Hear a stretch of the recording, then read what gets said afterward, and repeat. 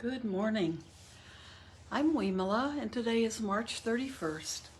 And I have so many squirrels outside running around looking for food. I had to go out and give them some because it's snowing, kind of raining, almost like rain and snow at the same time. It's so wet. And I think the squirrels decided it was time to fatten up again, that they needed to start eating to get chunky for the winter. Because I think this is the most I've ever seen in my tiny, in front of my tiny patio. I have a big tree, so I've got a mass of squirrels, a scurry of squirrels. I think scurry is the name for a group of squirrels. They are confounded by the weather, although this is typical for the Midwest, and this is how we enter spring. We're having snow today. So we know this is our teacher, so it doesn't do any good to be complaining about it, right? This is a teacher on impermanence and how everything is also changing all the time. So we are still reading in Heartwood of the Bodhi tree, and it's that impermanence, that constant changing, that is one of the reasons that we can see and experience the fact that there's no undying component of this body. Everything is changing all the time. So that is when we think of no self. And then no self is also the teaching on voidness, emptiness, no self. And when there's no self, we're really liberated because we're freer to see things as they really are and then find the beauty in that. So we are reading Buddhadasa, Bhikkhu Buddhadasa, who's no longer living but was a very influential and a great teacher from Thailand. So, fooled again. We're reading, practicing at ordinary times, and here he's giving us information, I think, that's really helpful on a day-to-day basis. So the last thing we were reading, he's talking about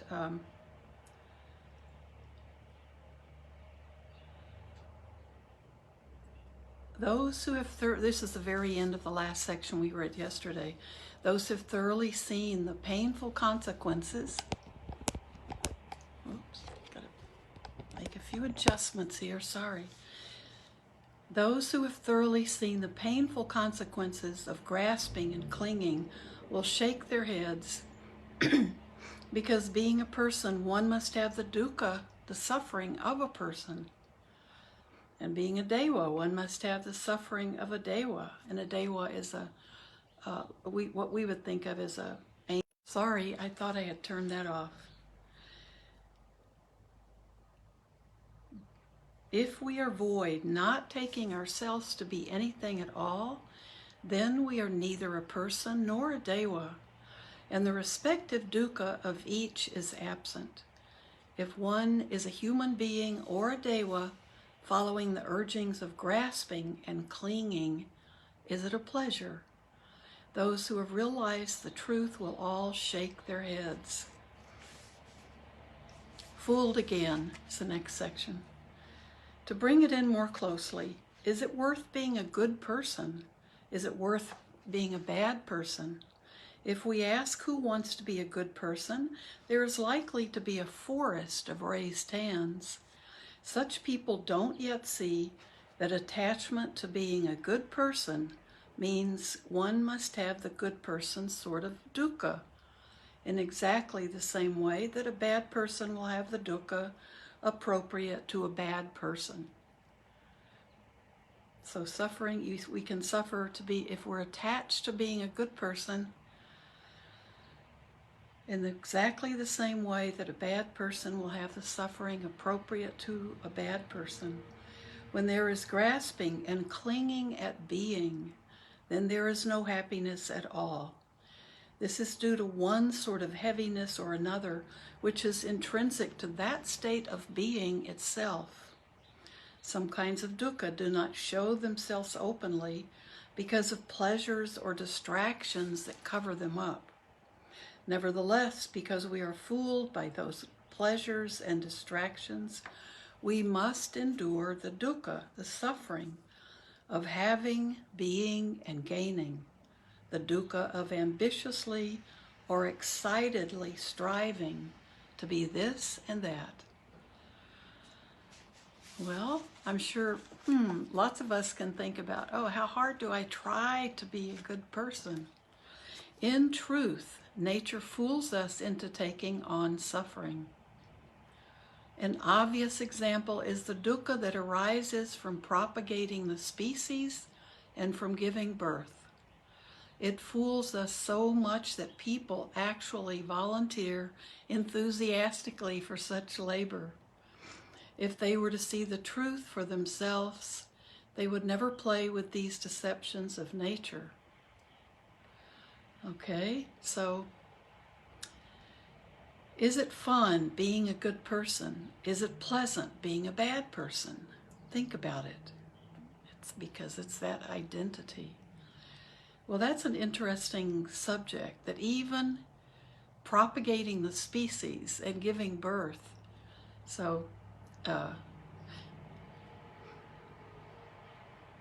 is a deception of nature. I don't know if I quite like that expression, that it's a deception of nature.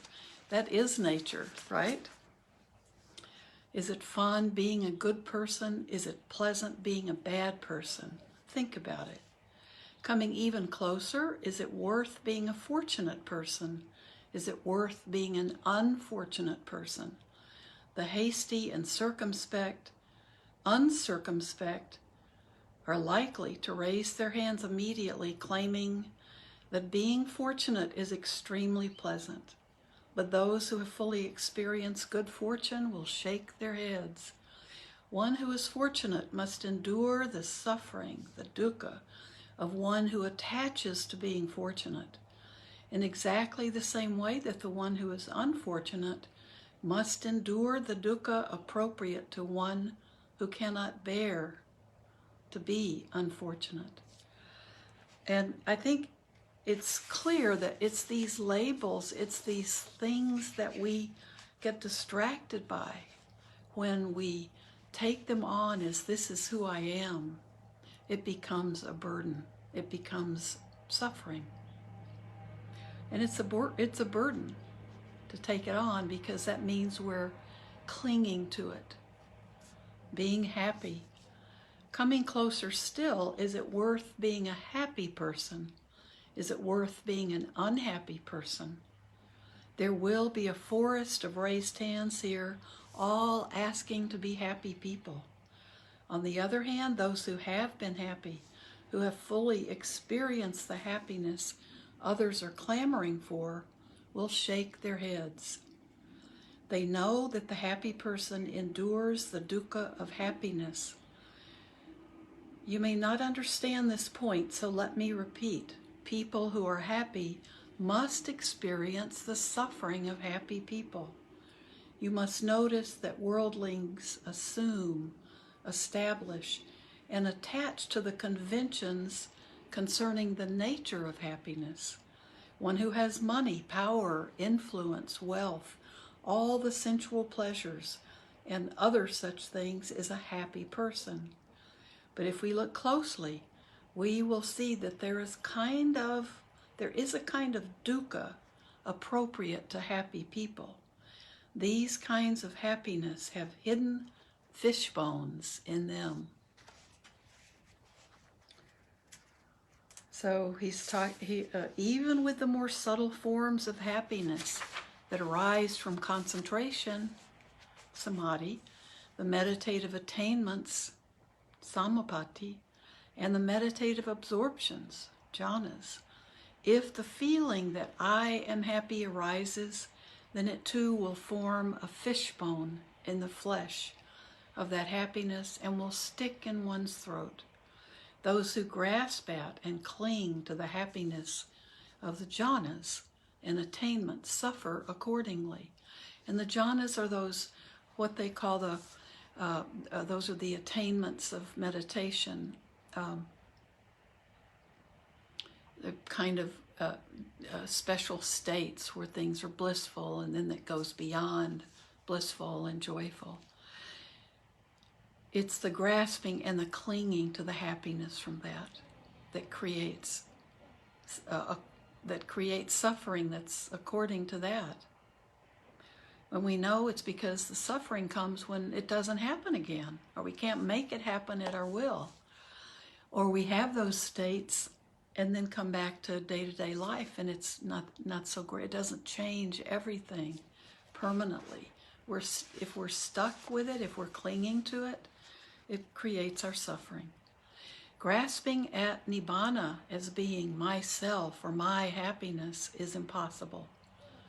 One may say, if one wishes that nibbana, or that enlightenment, that awakening, one may say if one wishes that nibbana is a supreme happiness, and then attached to nibbana as being I or mine. One may say, I have the happiness of nibbana, or I have attained nibbana. But these are mere verbalizations. In fact, one who still grasps and clings cannot possibly realize nibbana. If anyone takes himself or herself to be the enjoyer of nibbana's happiness, that can only be a counterfeit nibbana. True nibbana is not of a nature that can be grasped at in this way. So this is really something to think about. I think he makes it very clear.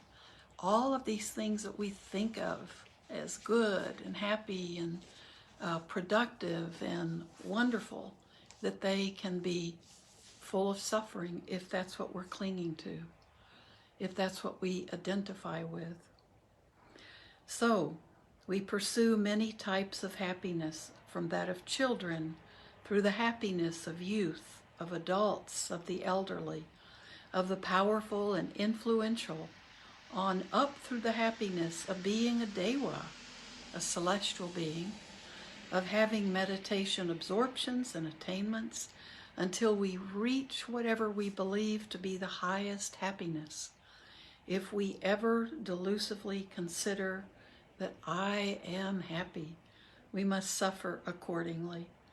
Those who have realized the truth see this fact. Those who have not are in turmoil, ambitiously and hungrily striving for wealth, power, and sense pleasures. Or on a higher level, they are greedily striving for insight, meditative absorptions, and attainments. Some push so hard they end up in mental hospitals.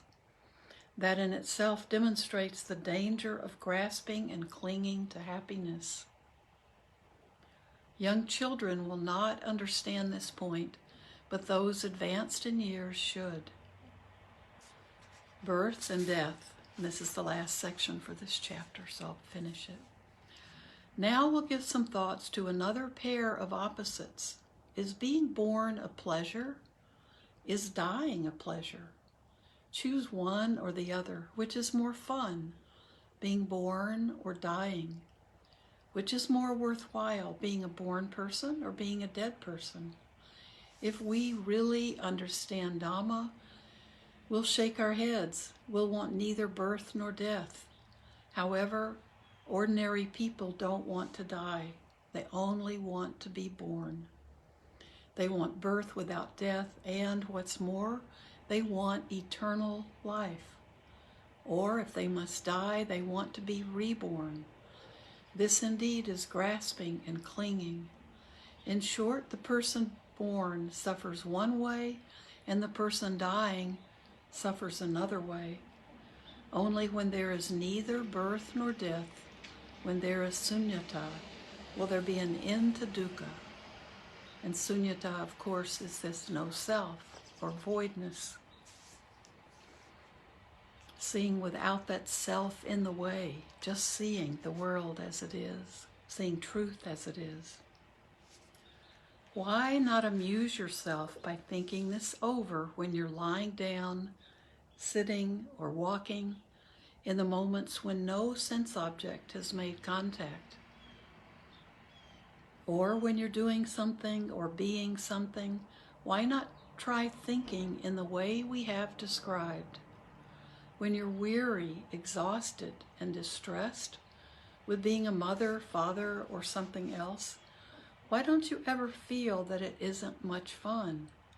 Being a husband, being a wife, being any of the things that I've mentioned. When you're disturbed and upset by that state of being, why don't you ever feel it? Why don't you ever feel it to be utterly unpleasant? You still find it enjoyable, even when it brings you to tears. There is a final pair to consider, birth and non-birth. We must reflect and investigate carefully that both birth and non-birth are too much trouble, for neither is void and free. If we cling to not being born, this clinging too is not void. This part concerning birth and non-birth, the final pair, is the hardest to understand and the hardest to practice. We must want neither birth nor non-birth. Through not grasping at or clinging to either of them, there is voidness. Having spoken continually about having and being, of not having and not being, we come to birth and non-birth. Almost immediately we grasp at non-birth. Thus, at the final stage, our practice must advance to the point where our knowledge of non-birth dissolves without becoming an object of grasping and clinging. Then there appears true sunyata, in which there is neither birth nor non-birth. In other words, true non-birth, the remainderless quenching. This manner of speaking may seem to be quibbling or wrestling back and forth, but the meaning is unequivocal. There is a definite difference between true and false non-birth.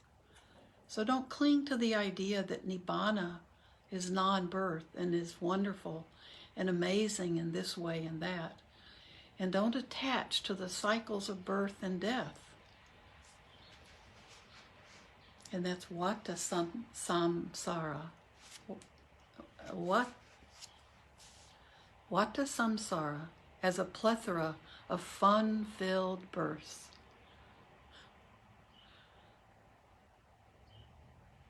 There must be no grasping at or clinging to either side for there to be sunyata and genuine non-birth. The practice during ordinary times must continually be of this nature. So we practice not even being attached to birth or non-birth. No grasping or clinging to either side for there to be true sunyata and genuine non-birth. A special mention should be made of the higher work of meditation. Kamatana, mental development through the power of concentration, samadhi, bhavana, or contemplation leading to insight, vipassana. These three terms refer to systematic techniques for understanding the painful consequences of grasping and clinging. Yet these practices still fall under the category of ordinary times, especially in the sense that all practice comes down to being void of attachment. If we still cling to the meditator is in our identity, it isn't really meditation yet.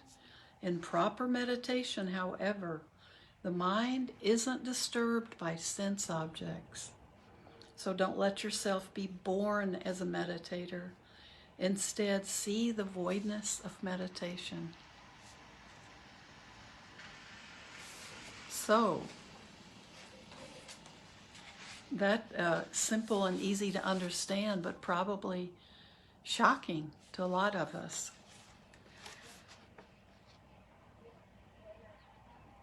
And I think he's just taking all the way to the end and making it very clear that the entire thing that we are trying to eliminate is that grasping at and then clinging to an identity, a feeling, a label.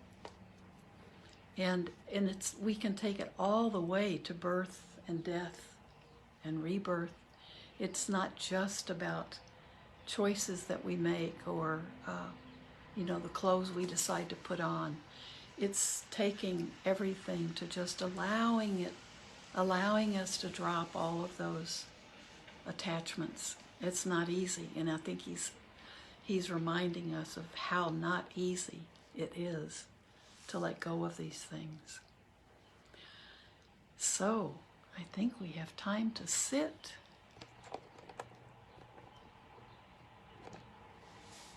So we can sit a bit. And now if you like, just let this go. If it's confusing, if it doesn't make sense, if you completely disagree with him, just let it go.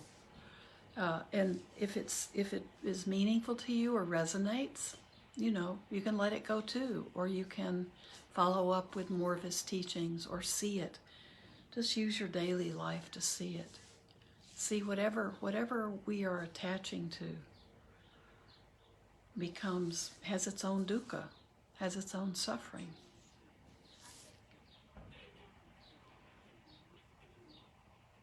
So why don't we sit?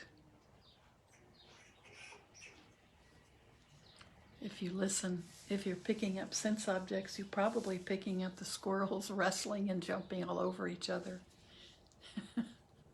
Little squeaks, funny little squeaks, that's what that is.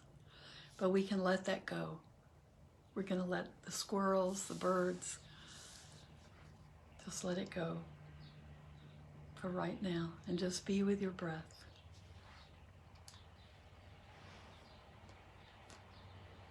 No need to be thinking while we're sitting. If you agree or disagree with Buddhadasa, he's a very respected teacher. A lot of monastics have trained with him. But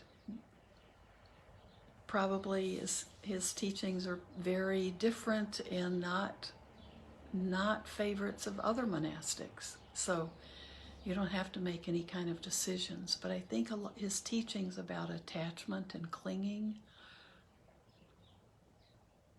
make sense to us in our daily lives. We see that. Things that we cling to, hang on to, always become dukkha.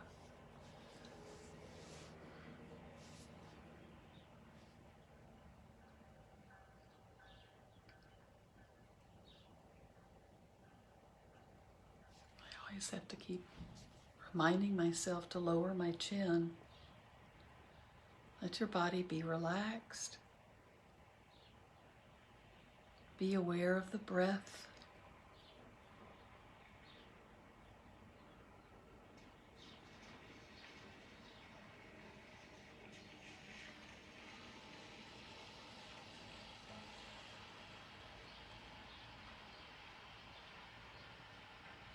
Be aware that be aware and sure that you are grounded on the earth.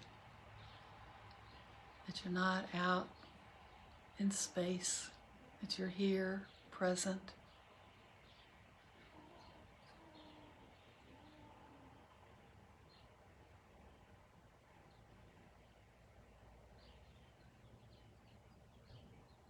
And when your mind wanders and you see that, come back to the breath.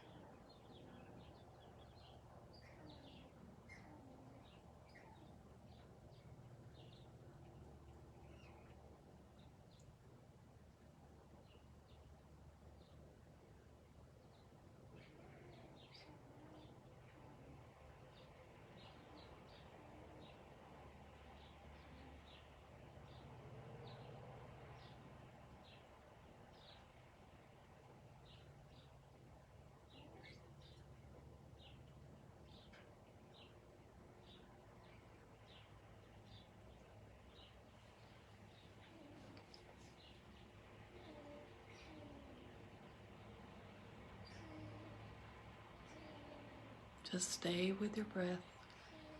Be aware of the body breathing.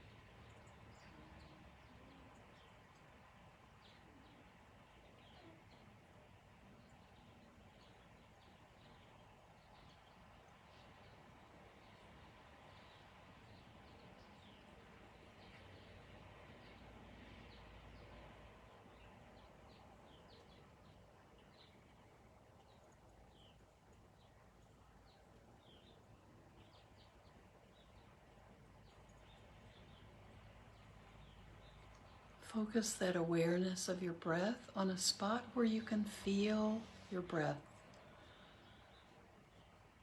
It can be in your belly, as your belly rises as you inhale and contracts on the exhale. Or it can be around your nostrils, where it's a more subtle sensation.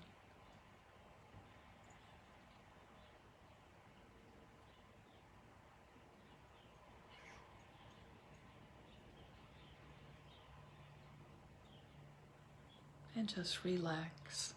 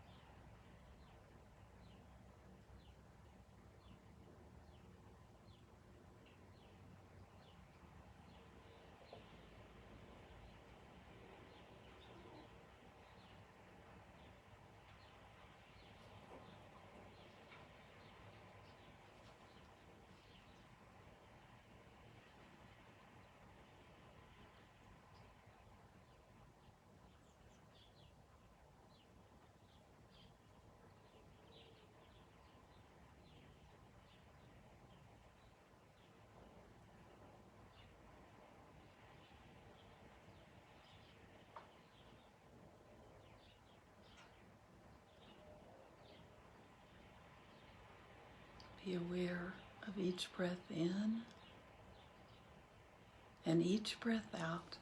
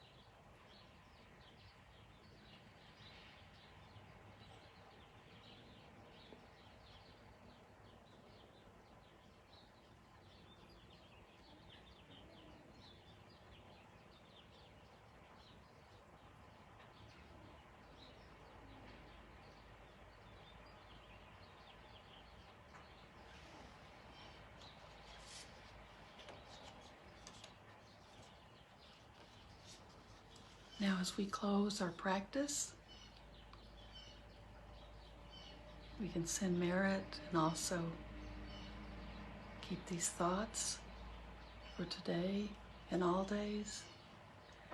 May I become at times, both now and forever, a protector for those without protection, a guide for those who have lost their way, a ship for those with an ocean to cross, a sanctuary for those in danger, a lamp for those without light, a place of refuge for those without shelter, and a servant to all in need. By means of this meritorious deed, may I never join with the unwise, only the wise, until the time I attain awakening.